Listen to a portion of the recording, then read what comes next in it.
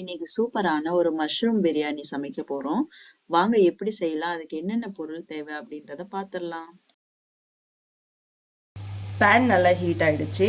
பட்டை ஒரு துண்டு, லவங்கப்பூ 2, கல்பாசி ஒரு துண்டு, ஏலக்காய் 3, காஞ்ச மிளகாய் 2, தனியா அரை டேபிள் ஸ்பூன், ஜீரக மிளகு 1 டேபிள் ஸ்பூன், சோம்பு 1 டேபிள் ஸ்பூன், அன்னாச்சிப்பூ 1, பிரிஞ்சி இலை 1. இது எல்லாத்தையும் போட்டு லைட்டாக ரோஸ்ட் பண்ணிக்கலாம். லைட்டாக ரோஸ்ட் பண்ணலாம். பச்சை மிளகாய் ஒரு 3, இஞ்சி பூண்டு கொஞ்சமாக எடுத்திருக்கேன். கொத்தமல்லியும் புதினாவும் ஒரு கைப்பிடி அளவுக்கு எடுத்திருக்கேன். இது எல்லாத்தையும் இது கூட சேர்த்துக்கலாம். லைட்டாக ரோஸ்ட் பண்ணிவிட்டு, ரொம்ப நேரம் ரோஸ்ட் ஆகணும்னு இல்லை, லைட்டாக ரோஸ்ட் பண்ணிட்டு எடுத்துடலாம்.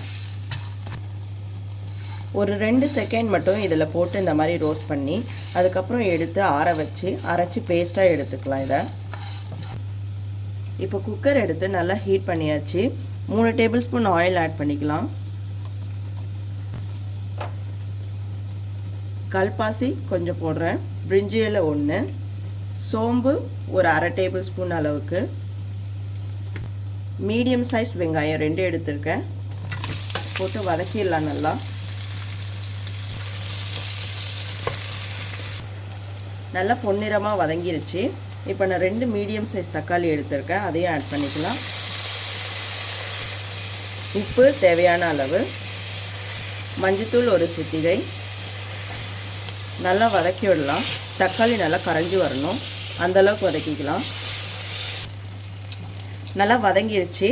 இந்த ஸ்டேஜில் நம்ம அரைச்சி வச்சுருக்கோம் இல்லைங்களா அந்த பேஸ்ட்டு, இதை வந்து ஆட் பண்ணிக்கலாம்.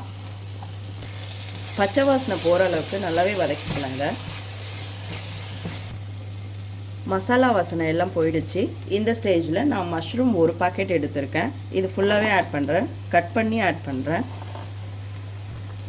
நல்லா வதக்கி விட்டுக்கலாம். கொஞ்சம் லைட்டாக கலர் மாறும், அந்த ஸ்டேஜில் நம்ம வந்து தண்ணி ஆட் பண்ணிக்கலாம்.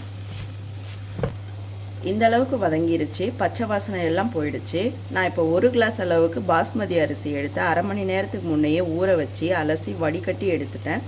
அதுக்கு வந்து 1.5 மடங்கு தண்ணி வைக்கணும். 1.25 மடங்கு கூட நீங்கள் வேணும்னா வச்சுக்கோங்க. தண்ணி ஆட் பண்ணிக்கலாம். நல்லா கொதி வந்துட்டுருக்கு. இந்த ஸ்டேஜில் வடிகட்டி வச்சுருக்க அரிசியை வந்து இதில் ஆட் பண்ணிக்கலாம்.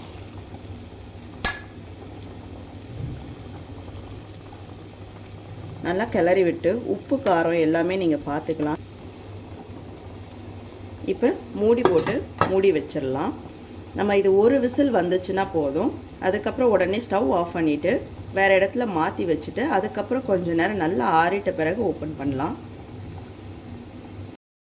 குக்கர் நல்லா விசில் இறங்கிடுச்சு. இப்போ வந்து நம்ம ஓப்பன் பண்ணி பார்க்கலாம்.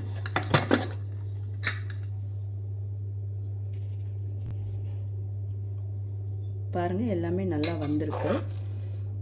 சாப்பாடும் ஒன்றோட ஒன்று ஒட்டாமல் நல்லா வந்திருக்கு. இதை எடுத்து இப்போ சர்வ் பண்ணிக்கலாம். சூப்பரான மஷ்ரூம் பிரியாணி ரெடி ஆயிடுச்சு. இதை நீங்களும் வீட்ல ட்ரை பண்ணிட்டு எப்படி இருக்குன்னு கமெண்ட்ல சொல்லுங்க.